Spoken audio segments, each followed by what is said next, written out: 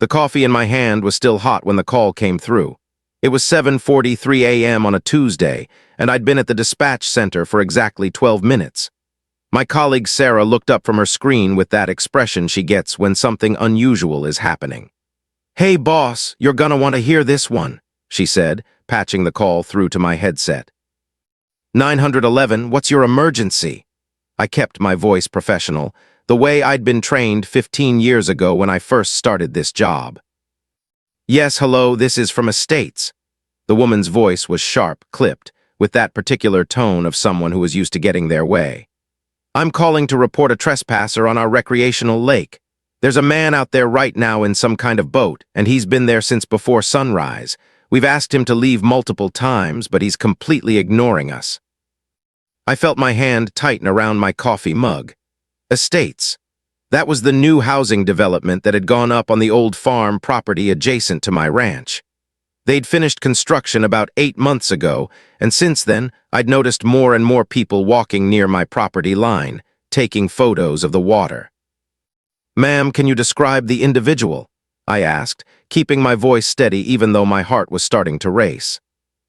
"He's in his late 30s, maybe early 40s, dark hair, wearing a fishing vest and one of those ridiculous outdoorsy hats. He's in a green kayak and he's got fishing equipment. This is private property and he needs to be removed immediately." I looked down at myself. Late 30s, check, I'd just turned 39 last month. Dark hair, check. Fishing vest, the tan one my ex-wife bought me 3 Christmases ago. Ridiculous outdoorsy hat, the wide-brimmed canvas one that kept the sun off my neck. Green kayak, the old town model I'd purchased from River Sports last spring. She was calling 911 to report me, on my own property. "Ma'am, I need to ask you a few questions," I said, fighting to keep the amusement out of my voice. Sarah was watching me now, her eyebrows raised in question. "Have you the property boundaries? Do you have documentation showing that this lake belongs to your development?"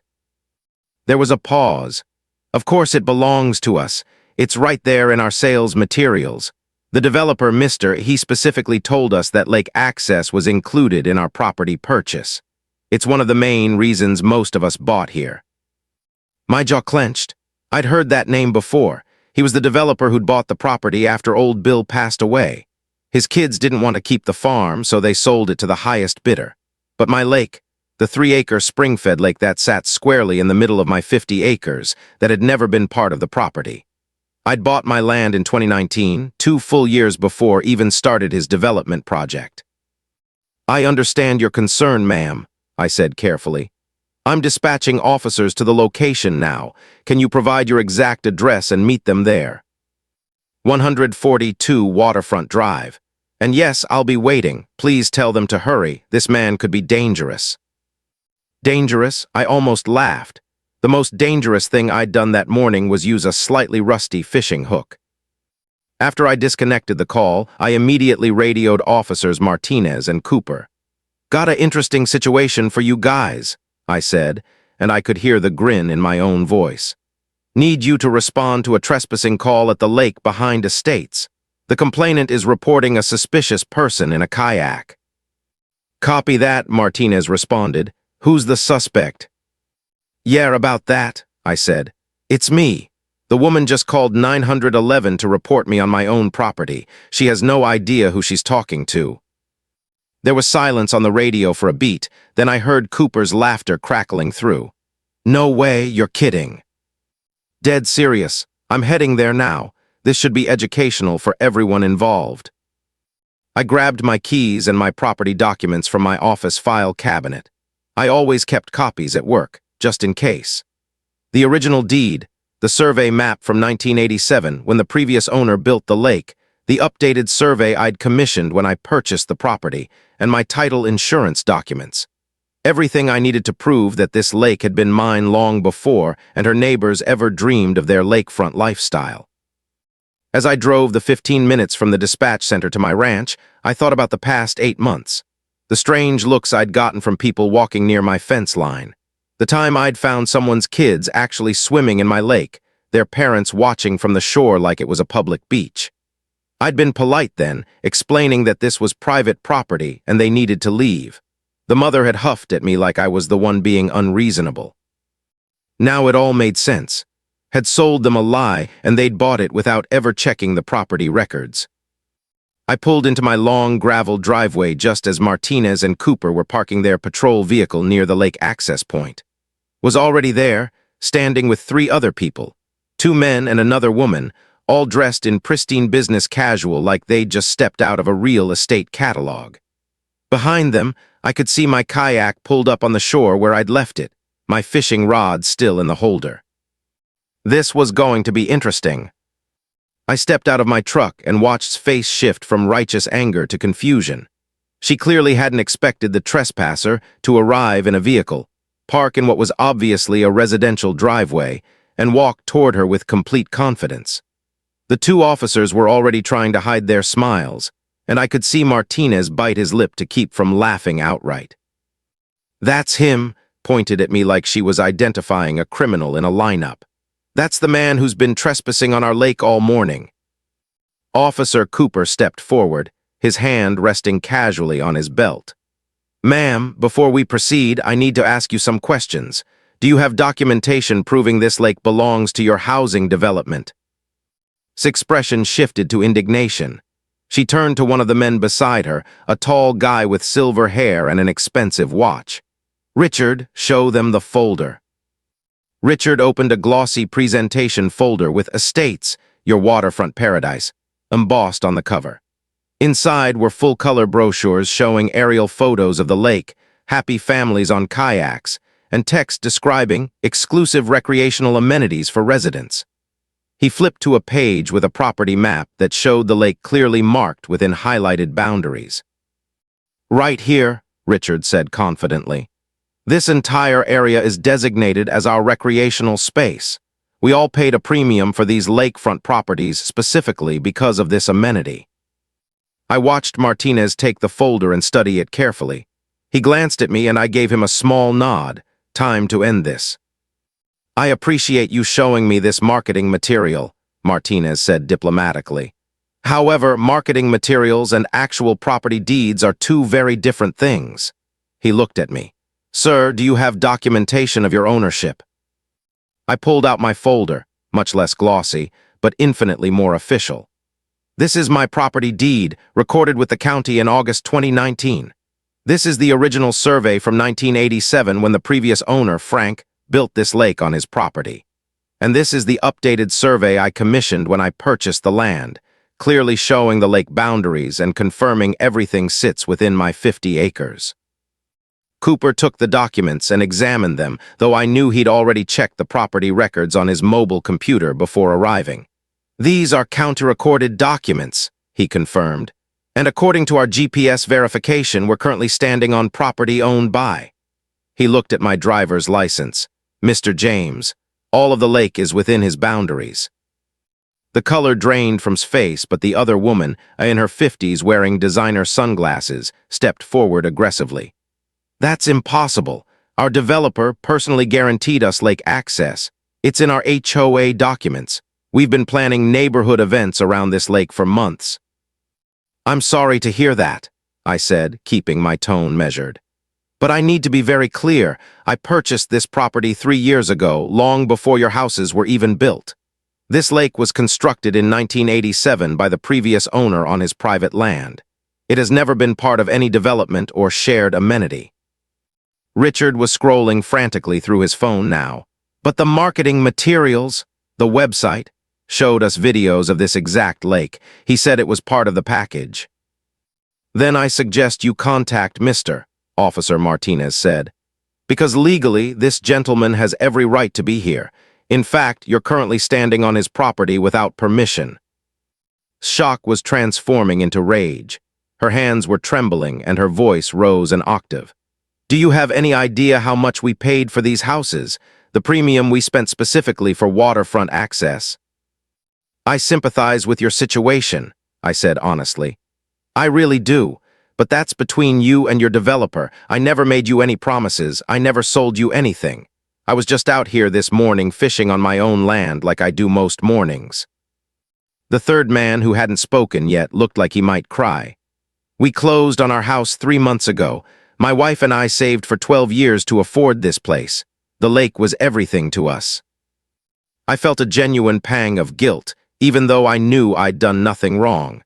These people had been scammed and they were only now realizing it, but wasn't looking for sympathy. She was looking for a target and I was standing right in front of her. "You know what I think?"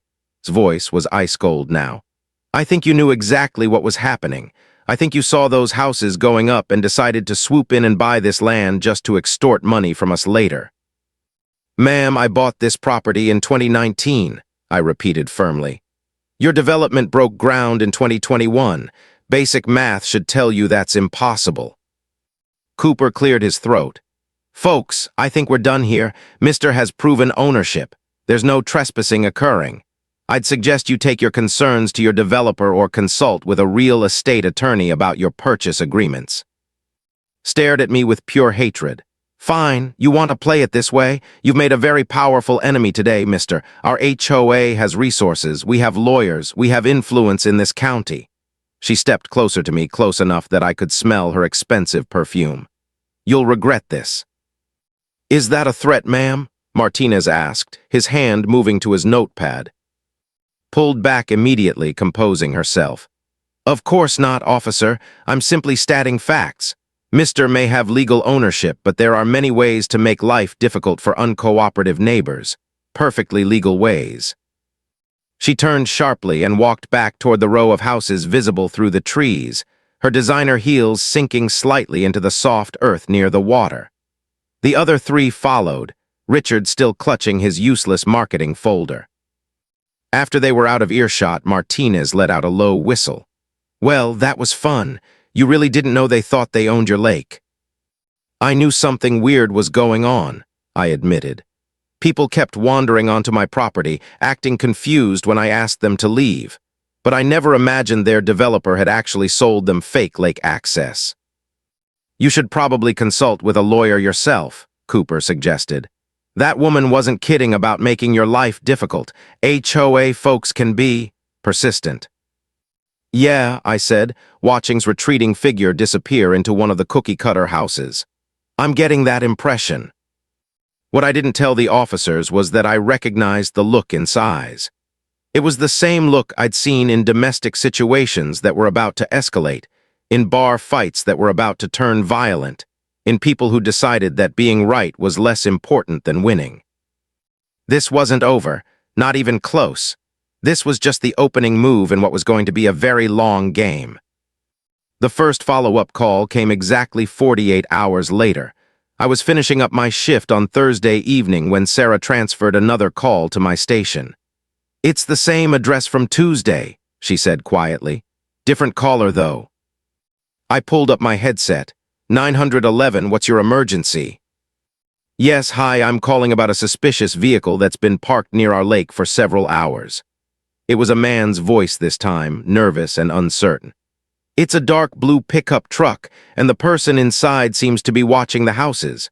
My wife is concerned, especially with our kids playing outside." I looked at the caller ID showing the estate's address and felt my jaw tighten. "Can you describe the vehicle's exact location, sir?" "It's parked in a driveway off-lane, right where it overlooks our water access area. The driver appears to be just sitting there." "My driveway." He was describing my truck parked in my own driveway.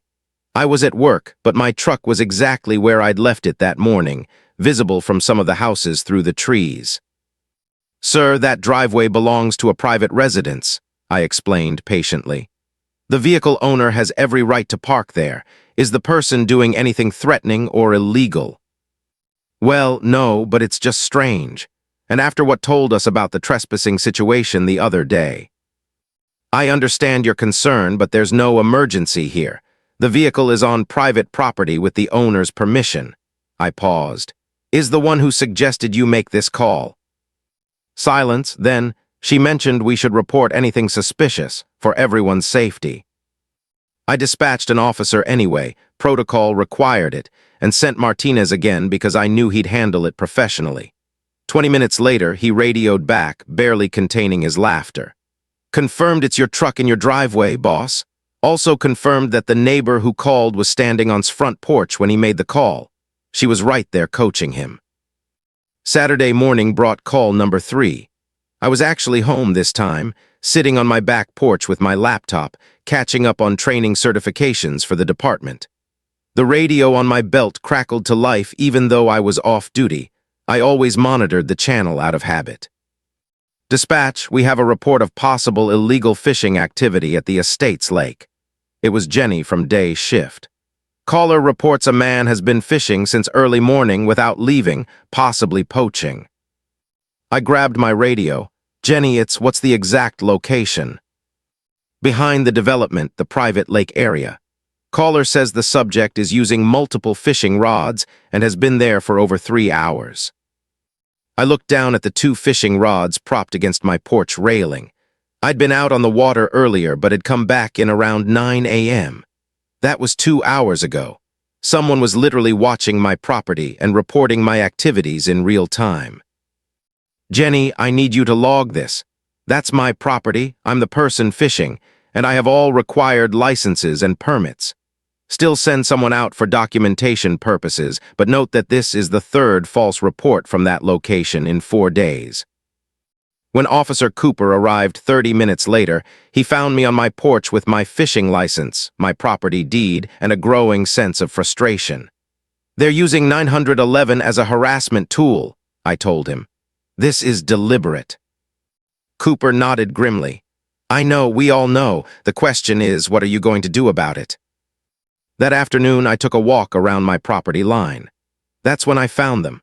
Bright orange signs, the kind you get from hardware stores, zip-tied to trees and fence posts every 50 feet.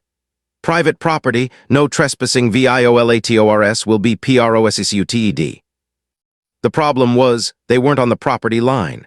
They were 15 feet into my land, on my side of the boundary. I pulled out my phone and started documenting everything.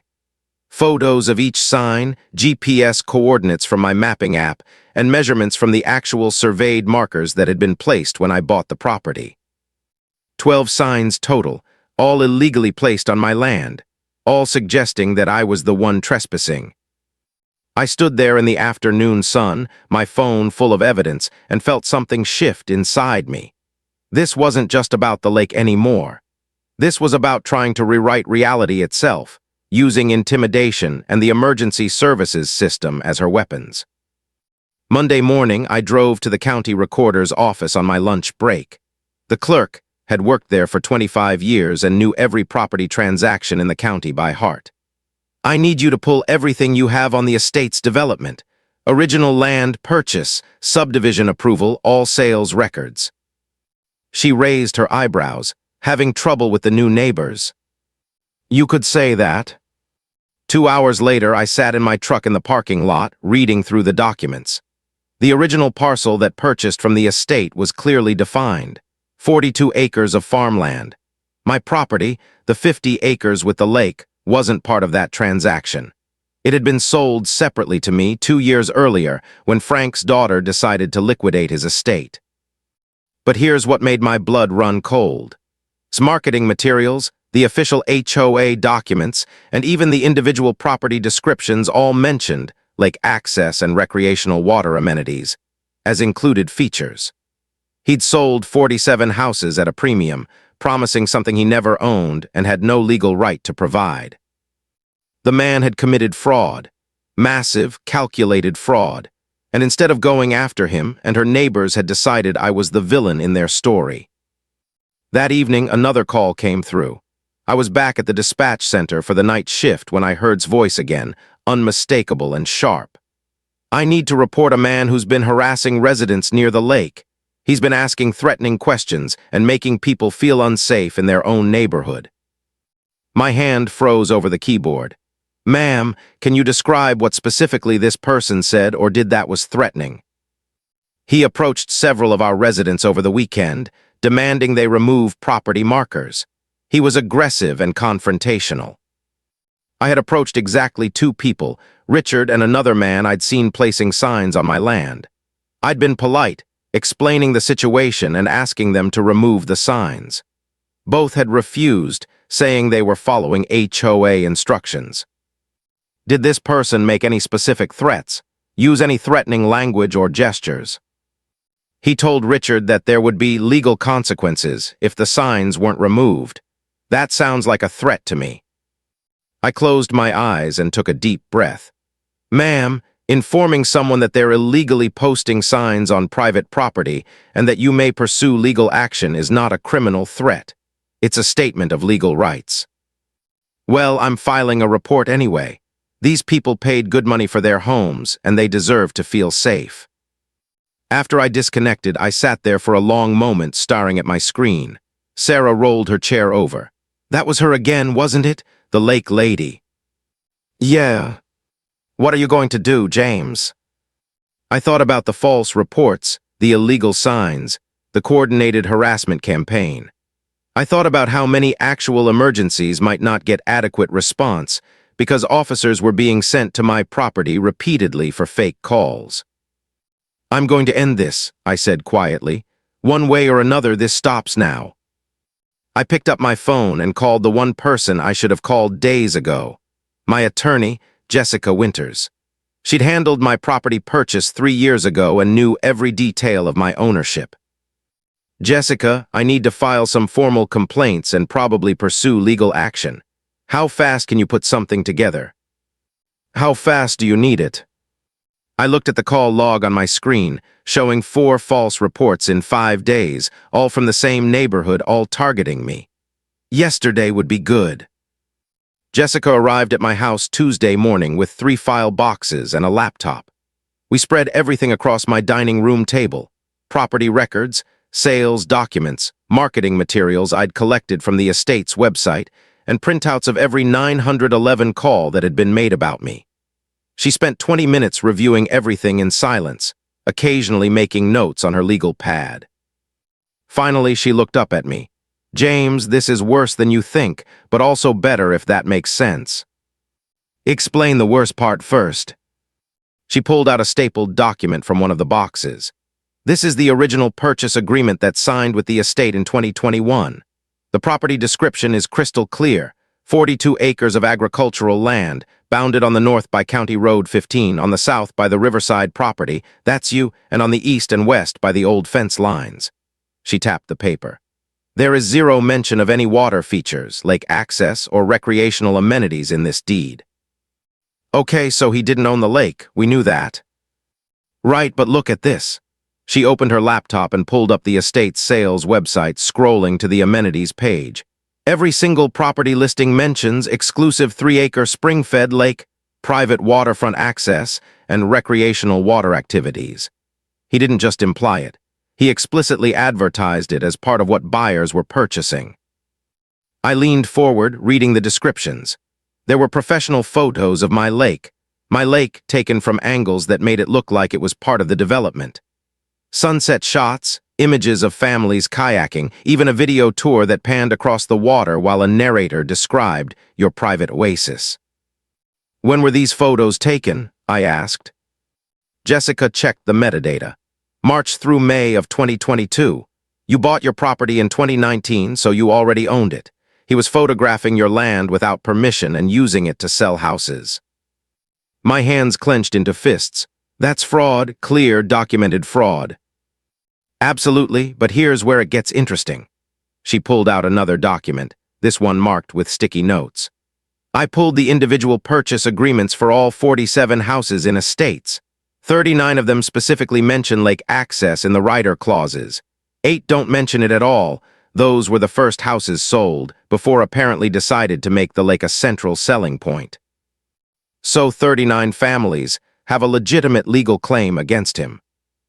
More than that, even the 8 who don't have it in writing saw the marketing materials. They can argue fraudulent inducement, that they were deceived into purchasing based on false representations. Jessica sat back. James, we're talking about millions of dollars in damages, sold these houses at an average of $485,000 each. Comparable houses in the area without water access go for around $340,000. He artificially inflated the prices based on an amenity he never owned. I did the quick math in my head. 47 houses times roughly $145,000 premium per house. That's almost $7 million. 6.8 million to be exact. And that's just the price difference. Add in legal fees, emotional distress, and punitive damages, we're talking about a major lawsuit. I stood up and walked to my back window, looking out at the lake. The morning sun was hitting the water perfectly, turning it gold and silver. My lake, my sanctuary, the place I'd come to escape the stress of my job, to fish in peace, to remember why I'd left the city in the first place. "Where's now?" I asked. Jessica typed on her laptop. His development company is based in Phoenix. According to his business filings, he's currently working on a new project outside Scottsdale. 55 luxury homes, mountain views, golf course access. She paused. Want to bet he doesn't actually own the golf course? So he's just doing this over and over again. Probably. Developers like this move fast, take the money, and disappear before the problems surface. By the time buyers realize they've been scammed, he's 3 projects ahead and the original LLC has been dissolved. My phone buzzed. It was a text from Martinez. "Boss, got another call about your property. Someone reported suspicious activity near your dock, 4th time this week. This is getting ridiculous." I showed the text to Jessica. "This is what I'm dealing with, has turned the entire neighborhood against me. I'm the enemy, not the guy who actually stole from them." Jessica set down her coffee cup. "That's because you're here and isn't. You're real and present and visible. He's an abstract concept in another state. It's basic psychology. People attack the target they can see." "So what do I do?" She pulled out a fresh legal pad and started writing. "First, we file for a restraining order against specifically for harassment and misuse of emergency services. We have documentation of multiple false reports. That's criminal behavior. Second, we send a cease and desist letter to the entire HOA board, making it clear that continued harassment will result in legal action. Third, we file a formal complaint with the county about the illegal signs on your property." "And that's not your fight, James. That's their fight." She looked at me seriously. "You could send a letter to all the homeowners, explaining the situation and providing them with the documentation that proves defrauded them. Give them the ammunition they need to go after the person who actually wronged them." I thought about that. About Richard and his expensive watch, standing there with his useless marketing folder. About the man who'd looked like he might cry, talking about saving for 12 years. About's rage, misdirected but rooted in real pain. "They won't believe me," I said. "Has already painted me as the villain. Anything I tell them will sound self-serving." Jessica nodded slowly. "You're probably right, so we do this differently." She turned her laptop toward me. "We file a declaratory judgment action. We ask the court to officially declare the boundaries of your property and confirm that the lake is entirely within your ownership. Once there's a court order, it's not just your word against theirs. It's legal fact." "How long will that take?" "With the documentation we have, maybe 60 days. The title is clear, the surveys are precise, and there's no legitimate competing claim. This should be straightforward." A new text appeared on my phone. Sarah this time. "James, you need to see this. Just filed a complaint with county code enforcement claiming you have an unpermitted structure on your property. They're sending an inspector tomorrow." I showed Jessica the message. "My dock, she's going after my dock." Jessica added another note to her legal pad. "Is your dock permitted?" "Built in 2020, fully inspected and approved. I have all the paperwork." "Good, make copies and have them ready for the inspector. Also, this is harassment, which supports our restraining order petition." She looked at me carefully. "James, I need to ask you something. What's your end game here? Do you want to just make the harassment stop, or do you want to actually resolve the lake situation?" I stared at her. "What do you mean, resolve it?" "I mean, these people were scammed. They bought houses believing they had lake access. They don't have any legal right to your property, but they do have a legitimate grievance. You could let this play out in court, win, and spend the next decade dealing with angry neighbors. Or," she paused, "you could consider offering them something." "Like what? Selling them the lake?" "Maybe, or granting an easement. Controlled access with strict rules. Make them pay for the legal costs and ongoing maintenance. You'd maintain ownership, but they'd get what they thought they were buying. I walked back to the window. The idea felt wrong, like rewarding bad behavior. But then I thought about what Martinez had said, that this could go on for years. Court cases, appeals, constant tension, endless police calls. I'm not making any decisions now, I said finally. First, we stop the harassment. We get that restraining order, we get the court declaration, and we make it clear that I own this property. Then maybe, if they come to me with respect instead of threats, we can talk. Jessica smiled. That's the right approach, position of strength, not desperation. She packed up her files and headed out, promising to have the paperwork filed by end of day. I sat alone at my dining room table, surrounded by evidence of fraud and campaign against me. My phone buzzed one more time, an unknown number, local area code. Against my better judgment, I answered. "Mr. A woman's voice, tentative and nervous. "This is Pierce from Estates. I'm on the HOA board. We need to talk." Part 5, the meeting ambush. Pierce sounded exhausted. "Mister, I need to start by apologizing. I'm one of 7 board members, and I've been trying to get the others to actually research this situation instead of just following's lead. I finally convinced them to invite you to our meeting tomorrow night." "Invite me or ambush me?" I kept my voice neutral, but my guard was up. "I understand your skepticism. Honestly, if I were you, I wouldn't trust us either." She paused. "But there are people in this neighborhood who want the truth. Not everyone is on board with this approach. Please just come and bring your documentation. Let people see the facts for themselves." I thought about it for exactly 3 seconds. "What time?" 7 p.m. The amenity center on Birchwood Drive. I'm not going to lie to you, it's going to be packed. Word has gotten out and people are angry. After we hung up, I immediately called Jessica. "They want me at an HOA meeting tomorrow night." "Absolutely not. That's a terrible idea." "I'm going anyway." She sighed deeply.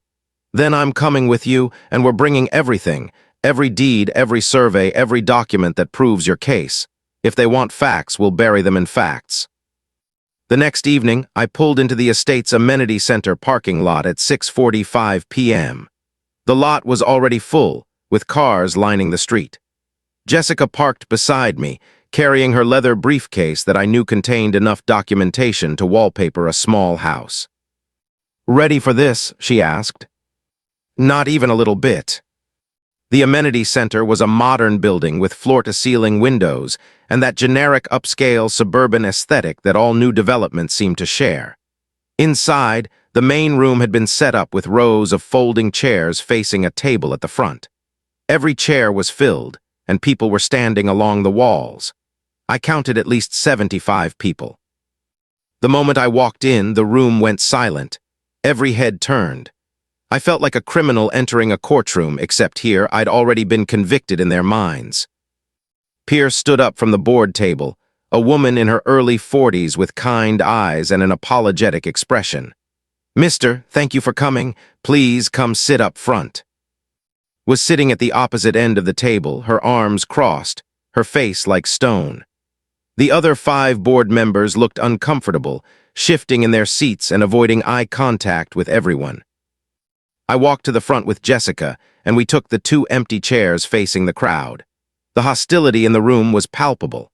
I recognized Richard from our first encounter and the man who'd made the suspicious vehicle call.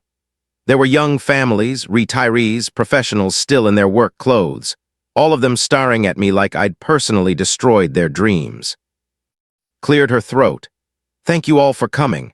I know emotions are running high about the lake situation. We've invited Mr. here tonight to present his side of the story. I'm asking everyone to please remain respectful and let him speak without interruption." "Why should we listen to him?" someone shouted from the back. "He's the one keeping us from our property." Held up her hand. "Because we need to understand the legal reality of our situation. Mister, would you like to begin?" Jessica stood first. "My name is Jessica Winters, and I'm Mr.'s attorney. I've prepared a presentation that I think will clarify a lot of misconceptions." She opened her laptop and connected it to the projector screen on the wall. The first slide was a survey map from 1987. This is the original property that included the lake, owned by Frank. As you can see, it was a 50-acre parcel that purchased in 1985. He built the lake in 1987 as a private recreational feature. She clicked to the next slide. In 2019, Mr. purchased this property from his estate. Here's the recorded deed, the title insurance, and the updated survey. The lake sits entirely within his property boundaries. Murmurs rippled through the crowd. A woman near the front raised her hand. But our developer told us the lake was part of our purchase. It's in our marketing materials. Jessica nodded. I'm aware, let me show you something. She pulled up the next slide, the deed showing's purchase from the estate. This is what your developer actually bought, 42 acres of farmland, adjacent to but not including the lake property. Mr.'s land was never part of that transaction. That's impossible, Richard stood up. Showed us videos, he took us on tour, he specifically said the lake was ours. I believe you, Jessica said calmly. And that's the problem. Your developer advertised and sold you access to property he never owned. She clicked through several more slides, showing the marketing materials, the individual purchase agreements, the price comparisons with similar houses. The room erupted. People were shouting, some at Jessica, some at each other. A man in the back was frantically scrolling through his phone, probably pulling up his own purchase documents. A woman 2 rows from the front was crying. Finally spoke, her voice cutting through the chaos. This is all very convenient. You show up here with your fancy lawyer and your documents, trying to make yourself look like the victim. But the fact remains, we bought these houses in good faith, and you're denying us what we paid for. I stood up. Ms., I bought my property 2 years before your houses were even built. I didn't deny you anything. Your developer lied to you. And you expect us to just accept that, to walk away from thousands of dollars we invested. No, I said quietly. I expect you to hold the person responsible accountable, committed fraud. He's the one who owes you restitution, not me. A man in his 60s stood up, his voice shaking. Do you have any idea what this lake meant to us? My wife has stage 3 cancer. We sold our house in the city and moved here because she wanted to spend her remaining time somewhere peaceful, somewhere beautiful. That lake was supposed to be her refuge. His voice cracked. And now you're telling us it was all a lie. The room went completely silent. I felt the weight of his words like a physical blow. These weren't just entitled suburbanites complaining about not getting their way. These were real people with real pain who'd made life decisions based on false promises. I'm sorry, I said, and I meant it. I'm genuinely sorry that happened to you, but I can't give you something I don't owe you. That lake is my property. I didn't create this situation. Spoke up again. Mister, is there any scenario where you'd consider granting access, some kind of easement or agreement? Before I could answer, slammed her hand on the table. We shouldn't have to beg for what we already paid for. This is ridiculous. We have rights. Actually, you don't, Jessica said flatly.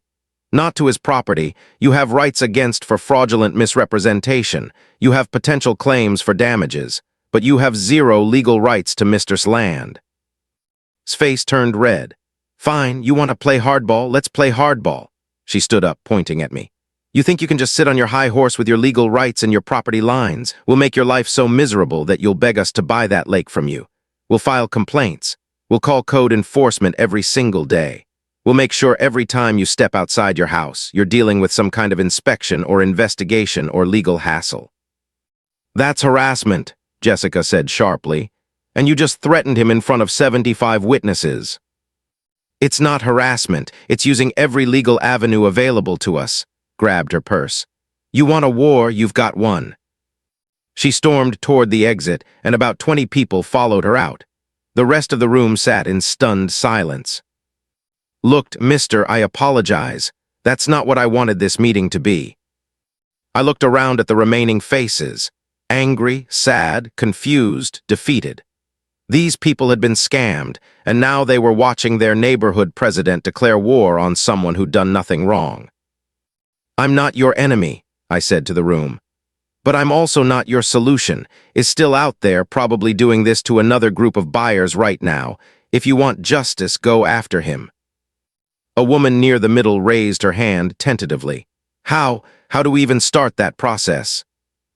Jessica pulled out a business card. You hire a real estate attorney who specializes in fraud cases. You pool your resources and file a class action lawsuit. With the documentation we've shown you tonight, you have a strong case. As people started filing out, talking in small groups, exchanging contact information, I saw something shift. The anger was still there, but it was starting to redirect toward the right target. Approached us as we were packing up.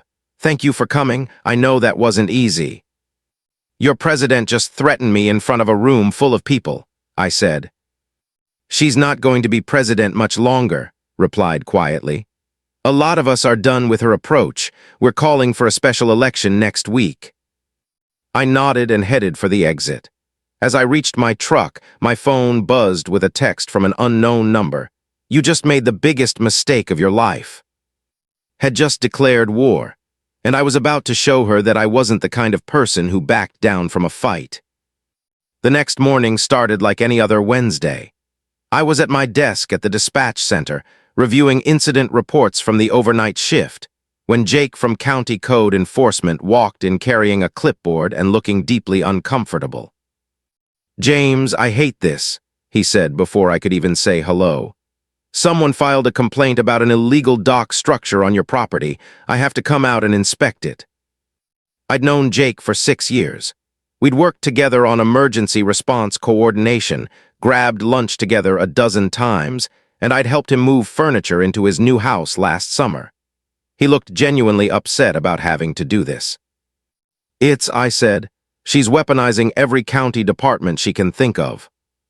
I figured, look, I pulled the permits before coming here. Your dock is fully legal, inspected, and approved. This inspection is going to take me about 5 minutes, and then I'm going to close the complaint as unfounded. He shook his head. But I still have to do it. That's the rule. I know, come by whenever you want. I'll be home after 3. Jake left, and I went back to my reports. But 20 minutes later, another call came through the system. Sarah transferred it to me with an apologetic look. 911, what's your emergency? Yes, I need police at 2847 Riverside Road immediately. Male voice, agitated, unfamiliar. There's a domestic disturbance in progress. I can hear yelling and what sounds like things being thrown. It sounds violent. My address? He just called in a domestic disturbance at my address. I lived alone. My ex-wife was and living in Seattle. There was nobody at my house except my elderly cat, Murphy, who was probably asleep on the couch. Sir, can you tell me exactly what you're hearing? Shouting, crashing sounds, a woman screaming. It's coming from inside the house. Someone could be getting hurt. I pulled up the security camera feed on my computer. I'd installed cameras after the sign incident. My house was completely quiet. Murphy was indeed asleep on the couch. No people, no noise, no disturbance of any kind. Sir, I need you to identify yourself. I'd rather remain anonymous. Just send someone quickly. The call disconnected. I sat there staring at my screen, feeling something inside me snap. This wasn't just harassment anymore. This was dangerous. A false report of a violent domestic disturbance could result in officers approaching my house expecting a dangerous situation. Someone could get hurt. Someone could die. I immediately radioed dispatch. This is Supervisor. I just received a false emergency call reporting a domestic disturbance at my personal residence. I'm currently at work, my house is empty, and I have security footage proving there's no disturbance. I need this flagged in the system, and I want officers aware before they respond. Within minutes, Martinez and Cooper were at my door anyway. Protocol required it. They checked the house, confirmed it was empty and quiet, and filed a report documenting the false call. But the damage was done. This was the line had crossed that couldn't be uncrossed. I called Jessica from my office. We need to file charges. Today. Not just the restraining order, actual criminal charges for false reporting and misuse of emergency services. What happened? I told her about the domestic disturbance call. She was silent for a long moment. James, that's serious. That's the kind of call that gets officers killed when they walk into situations expecting violence. I know that's why this ends now. By end of business that day, Jessica had filed a formal criminal complaint with the county prosecutor's office, along with documentation of all 6 false 911 calls, the illegal signs, and public threats at the HOA meeting. We also filed for an emergency restraining order.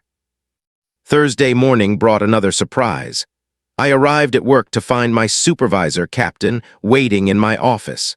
He closed the door behind him and sat down heavily. "James, we need to talk about this situation with your neighbor." My stomach dropped. "Sir, I haven't done anything wrong. Every response has been legitimate, and I've been documenting everything." "I know that. I've reviewed every call, every report, every interaction." He rubbed his temples. "But the county administrator is getting nervous. She's received 3 formal complaints this week from HOA members claiming you're abusing your position as a dispatcher to harass them."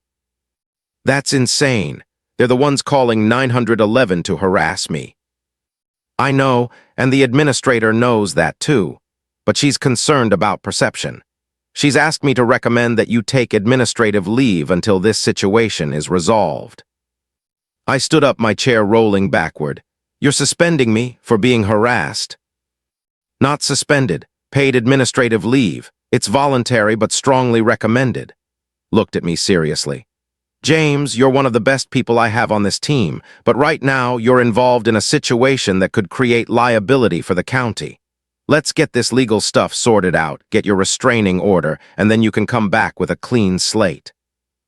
I wanted to argue, to fight, to refuse, but I could see the position he was in. How long? 2 weeks, maybe 3, just until the restraining order hearing and the initial court appearances. I packed up my personal items, said goodbye to Sarah and the team, and drove home in the middle of the day feeling defeated. Had managed to push me out of my own job, even temporarily. That afternoon, Jake came by to inspect the dock. It took him exactly 4 minutes. "Everything's in perfect order, fully compliant with all codes and regulations. I'm closing this complaint." He hesitated at his truck. "James, for what it's worth, everyone at the county knows what's happening. You've got a lot of support." "Doesn't feel like it." After he left, I sat on my back porch, looking at the lake that had caused all this trouble. The water was calm, reflecting the afternoon clouds. A blue heron landed near the far shore, completely unbothered by human drama. I thought about selling, just putting the whole property on the market, taking my money, and moving somewhere else. Starting over where nobody knew my name and there were no HOA boards with grudges. But then I thought about giving exactly what she wanted, about letting her win through intimidation and harassment, about setting a precedent that if you made someone's life miserable enough, you could force them out of their own home. No, that wasn't who I was. I pulled out my phone and called Jessica. "I want to make them an offer." "What kind of offer?" "A real one. A legitimate easement agreement that gives them lake access, but on my terms. Strict terms. Terms that cost them money and require them to take responsibility. And terms that only go into effect if resigns from the board and issues a public apology." Jessica was quiet for a moment. "You're sure about this, after everything they've put you through?" "I'm not doing it for them. I'm doing it because it's the right solution. Those people didn't ask to be scammed. They're victims of fraud. Turn them into a mob, but most of them are just scared people who made a bad investment. And if they refuse? Then I proceed with the lawsuit, I get my restraining order, and they get nothing. Ever. This is their one chance to turn this into something positive. Okay, let me draft something. But James, you need to protect yourself. Whatever agreement we offer, it has to include firm boundaries, financial compensation, and serious consequences for violations. Agreed, make it fair, but make it strong. That evening I sat down and wrote out exactly what I wanted. Limited access, specific hours, no motorized vehicles, maximum capacity on the water at any time, annual maintenance fees, liability waivers, and permanent documentation that I retained full ownership. Most importantly, had to go. Friday morning, Jessica sent me the draft agreement. It was 15 pages of legal language that essentially said, "You can use my lake if you follow my rules, pay your share, and remove the person who turned this into a war." "When do we present this?" I asked. "Monday morning. I'll send it to their board and their attorney. Give them 72 hours to respond." She paused. "James, there's a chance they'll reject it out of pride, or we'll convince them to hold out for something better." "Then they reject it. Either way, this ends soon. One way or another, I'm getting my life back." I spent the weekend on the lake, fishing in peace for the first time in 2 weeks. No false 911 calls came through. Apparently word had gotten out about the criminal charges. As I watched the sunset turn the water gold on Sunday evening, I realized something important. I'd already won. Had lost the moment she made that false domestic disturbance call. Everything from here was just paperwork and consequences. The real question was whether her neighbors were smart enough to save themselves from her mistakes. Part 7, The Unexpected Offer. Monday morning at 9 a.m. sharp, Jessica sent the proposal to the estate's HOA board and their attorney. By 9:17, my phone was ringing. It was Pierce. "Mister, I just received your proposal. I need to call an emergency board meeting. Can you and your attorney be available tomorrow evening?" "That depends. Is going to be there." Hesitated. "She's still technically on the board until we hold the special election next week, but I'll make sure this stays civil. You have my word." Jessica and I arrived at the amenity center Tuesday at 7 p.m. This time, only the 7 board members were present, along with their attorney, a sharp-looking woman in her 50s named Carol. The room felt completely different without the angry crowd, quieter, more businesslike, but somehow more tense. Sat at the far end of the table, her arms crossed, her expression unreadable. The other board members looked exhausted, like they'd been arguing for hours before we arrived. Carol spoke first. "Mr. Ms. Winters, thank you for coming. We've reviewed your proposal. Before we discuss terms, I need to state for the record that my clients acknowledge they have no legal claim to your property. This meeting is about exploring a voluntary agreement, not negotiating from a position of legal entitlement." "Understood," Jessica said. Cleared her throat. "Your proposal is generous, mister, more generous than we deserve after everything that's happened. But there's one condition that's causing significant disagreement on the board." "Let me guess," I said, "the part about resigning." Finally spoke, her voice cold and controlled. "You're using this as leverage to force me out. That's vindictive and petty." "No," I said calmly, "it's necessary. You've made 6 false 911 calls about me. You filed fraudulent code enforcement complaints. You organized a harassment campaign. You threatened me in front of 75 witnesses. And you made a false report of a violent domestic disturbance, which is a criminal offense that could have gotten someone killed." I looked directly at her. "I'm not offering this agreement to reward that behavior. Your resignation isn't revenge. It's a prerequisite for trust." Richard, sitting 3 seats down from, spoke up. "She was trying to protect our interests. Maybe her methods were aggressive, but her heart was in the right place." "Her methods were illegal," Jessica said flatly. "And they cost your neighborhood any goodwill that might have existed. Mister could have simply refused to engage at all. Instead, he's offering you a path to get exactly what you thought you were buying. But not if the person who created this disaster remains in a position of authority." Carol leaned forward. "Let's talk about the other terms. You're asking for $15,000 in legal fees to document the easement, plus $5,000 annually for lake maintenance.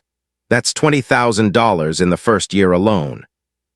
"The legal fees are actual costs," Jessica replied. "Creating a proper easement, surveying, documentation, title work, that's what it costs. And the maintenance fee is reasonable considering Mister has been maintaining a 3-acre lake entirely at his own expense. He's not profiting from this. He's asking you to contribute to something you'll be using." "What about the usage restrictions?" another board member asked, a quiet man named Tom who'd barely spoken at the HOA meeting. "No motorized boats, maximum 8 people on the water at once, dawn to dusk only. Some of our residents might feel that's too limiting." "Then they can build their own lake," I said. This is my property that I'm choosing to share. The restrictions exist to protect the environment, maintain peace and quiet, and ensure safety. They're not negotiable. Looked around the table. I think we need to be honest about our situation. Is nowhere to be found. We've contacted 3 attorneys about pursuing him, and they all say it could take years and cost hundreds of thousands in legal fees with no guarantee of recovery. Meanwhile, we have residents who are furious, property values that are dropping because of this controversy, and no legal path to the lake we advertised when new people buy homes here. She looked at. We need to accept reality. This offer solves our problem. By humiliating me, said bitterly. No, I said, by holding you accountable, there's a difference. Carol spoke again. Mister, my clients would like to propose a modification. What if Ms. agrees to resign after the easement is finalized, rather than before? That way, she can participate in the process but won't remain in leadership once the agreement is in place. I shook my head. The resignation happens first, along with a written apology that acknowledges the false reports and harassment. Then we move forward with the easement. This isn't about punishing. It's about establishing that there are consequences for the choices she made. Stood abruptly, her chair scraping against the floor. Fine, you want your pound of flesh, you've got it. She pulled a folded paper from her purse and threw it on the table. I wrote this last night because I knew you'd never accept anything less than my complete humiliation. Picked up the paper and read it aloud. To the residents of estates, I am resigning my position as HOA president effective immediately. I acknowledge that my actions regarding the lake dispute, including multiple calls to emergency services and public threats against Mr., were inappropriate and counterproductive. I allowed my anger about being deceived by our developer to be misdirected towards someone who was not at fault. I apologize to Mr. and to this board for the legal and personal costs my actions have caused. Signed. The room was silent. His face was flushed, her hands trembling slightly. There, is that sufficient for you? I looked at the letter, then at. Despite everything, I felt a flicker of sympathy. She'd been scammed, had her dreams shattered, and had channeled all that pain into a crusade against the wrong target. That didn't excuse her behavior, but it explained it. Yes, I said quietly, that's sufficient. Grabbed her bag and walked toward the door. Before leaving, she turned back. I hope you're all happy with your new arrangement. I hope that lake brings you everything you thought it would. Then she was gone. Exhaled slowly. Okay, so if we accept your terms, the full 15-page agreement as written, what's the timeline? Jessica opened her briefcase. We can have the documents drafted and ready to sign within 2 weeks. The survey work will take another week. Figure 3 to 4 weeks total before the easement is officially recorded and you can begin using the lake. Richard spoke up. And the $5,000 annual fee that's locked in, it won't increase. It'll be tied to inflation, Jessica said. 3% maximum annual increase, which barely covers rising maintenance costs. Mr. isn't trying to profit from you. He's trying to ensure he's not losing money by sharing his property. Tom raised his hand tentatively. Mister, can I ask you something? Why are you doing this? After everything that happened, you could just walk away and leave us with nothing. Why help us? I thought about that question. About the man whose wife had cancer, about the families who'd saved for years to buy their dream homes, about the kids who'd never get to swim and fish if I said no. Because you're not my enemy, I said finally. And's gone now. What's left are just neighbors who got dealt a bad hand. I can't fix what he did to you, but I can give you something close to what you thought you were getting. On the condition that everyone respects the rules and treats this like the privilege it is, not a right. Carol started organizing papers. I'll need to present this to the full membership for a vote. That'll happen at the next scheduled meeting in 10 days. But I can tell you right now, based on the conversations I've had with residents, this will pass overwhelmingly. One more thing, Jessica said. Mr. is still pursuing criminal charges against Ms. for the false emergency reports.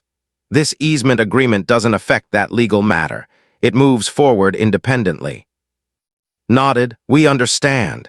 And frankly, most of the board agrees that there need to be consequences for what she did. As we were packing up to leave, Richard approached me. Mister, I owe you an apology. I was standing right there next to when she made some of those calls. I didn't participate, but I didn't stop her either. That was wrong. Appreciate you saying that, I said. The special election was held the following Tuesday. Pierce was elected as the new HOA president with 42 of 47 votes. Her first official act was to post resignation letter in the neighborhood newsletter, along with a summary of the lake access agreement and a reminder that residents would be voting on its acceptance at the next meeting. 8 days after our meeting with the board, the HOA membership voted on the proposal. Jessica called me with the results: 44 in favor, 2 against, 1 abstention. The lake access agreement was approved. Congratulations, she said.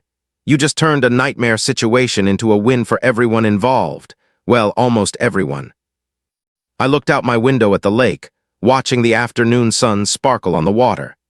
In a few weeks, there would be neighbors out there with me, sharing the space I'd had to myself for 3 years. It felt strange, but it also felt right. Now we just have to make sure it actually works, I said. That's the easy part, Jessica replied. You've already done the hard part. You turned enemies into neighbors. Everything else is just paperwork. 3 weeks later, I stood in my driveway watching a professional surveyor place the final boundary marker. The easement documentation was complete, signed, notarized, and officially recorded with the county.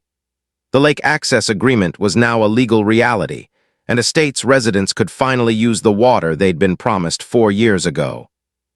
The criminal charges against moved forward separately. The county prosecutor, Maria Santos, called me personally to discuss the case.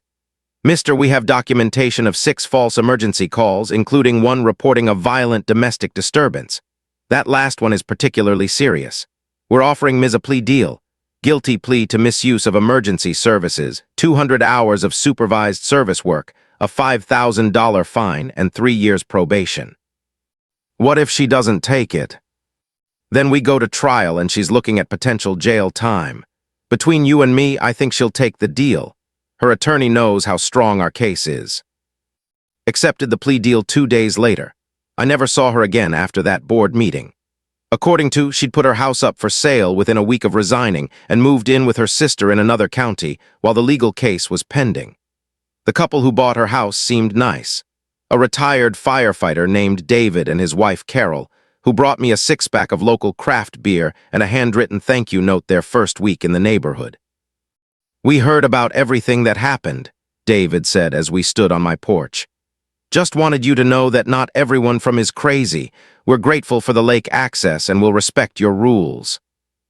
The first Saturday that the easement went into effect, I woke up early and made coffee, curious to see if anyone would actually show up. By 7 a.m., I counted 5 kayaks on the water, all residents I'd seen at the meetings, all following the rules. No motors, no loud music, everyone spaced out appropriately. It was almost peaceful. Bill, the retired teacher who'd replaced Richard on the board, paddled over to where I was fishing near my dock. Morning, James. Beautiful day, isn't it? It is. How's the water treating you? Perfectly. Caught 2 bass already, threw them both back like the agreement says. He smiled. My grandkids are coming next weekend. They're so excited to try kayaking here. I can't thank you enough for making this possible. Over the next few months, a routine developed. The lake would be quiet most weekdays, with just a few early morning fishermen or evening paddlers. Weekends were busier but never crowded. The 8-person limit and reservation system that had implemented kept things manageable. Residents had created a shared calendar where they could book time slots, ensuring nobody showed up to find the lake at capacity.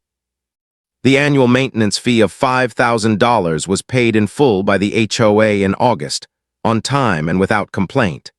Sent me a breakdown of how they'd allocated it: insurance coverage, water quality testing, shoreline erosion prevention, and a reserve fund for future repairs.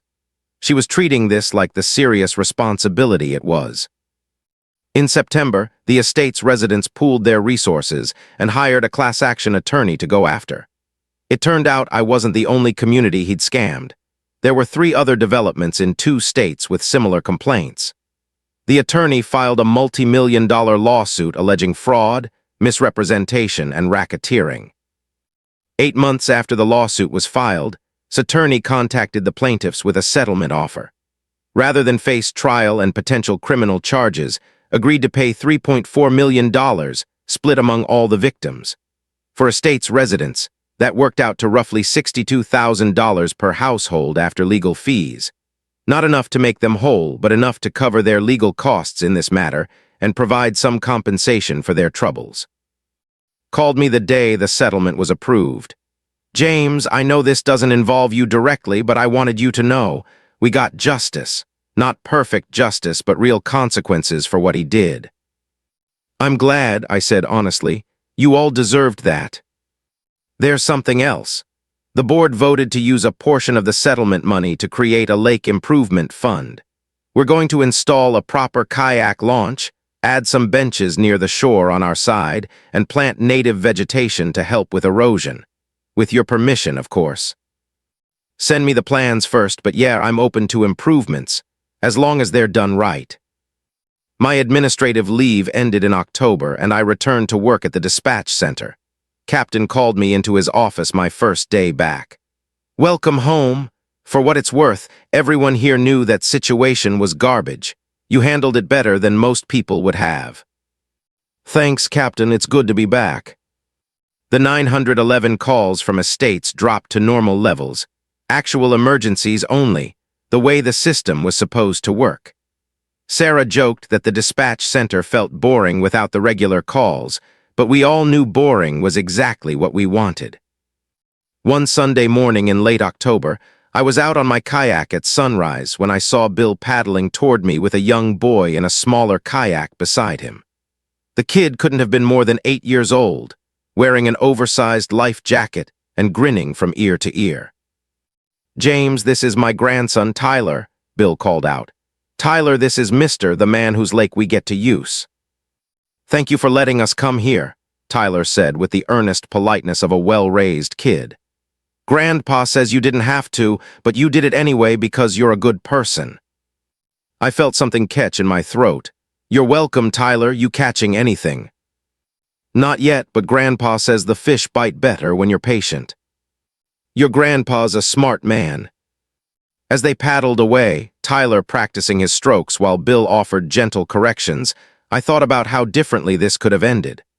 I could have dug in completely, refused any compromise, spent years in legal battles, and lived next to a neighborhood that hated me. I would have been legally right, but practically miserable.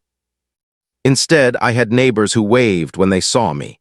I had a shared lake that was better maintained than when I managed it alone. I had helped families create memories they'd treasure, and I had proven to myself that sometimes the hardest thing and the right thing are the same thing. Had taught me an important lesson, though she'd never intended to, that being right isn't enough. That power without wisdom becomes tyranny. That anger without direction destroys everything it touches. She'd been right to be angry about being scammed, but wrong about who to blame. That misdirection had cost her everything: her leadership position, her reputation, her home, and her standing in the neighborhood she'd tried to protect. Meanwhile, the people who'd been willing to acknowledge their mistakes, redirect their energy toward the real problem, and work within the boundaries of what was actually possible, they'd ended up with something pretty close to what they'd been promised. As the sun climbed higher and the October morning warmed up, more kayaks appeared on the water. A couple in their 30s, paddling in synchronized strokes. A teenager with fishing gear, his mother watching from the shore. An elderly woman moving slowly but contentedly across the calm surface. My lake had become our lake, and somehow, my property felt less like a fortress I had to defend and more like something worth sharing. I cast my line one more time, felt the familiar weight of the lure hitting the water, and smiled. Had been wrong about a lot of things, but she'd been right about one. This lake was worth fighting for. She just hadn't realized that sometimes winning means knowing when to stop fighting and start building something better. The water rippled in the breeze, reflecting the morning light in 1,000 different directions, and everything felt exactly as it should be. If you enjoyed this story, don't forget to subscribe and join us for the next mystery on HOA Hunter Stories.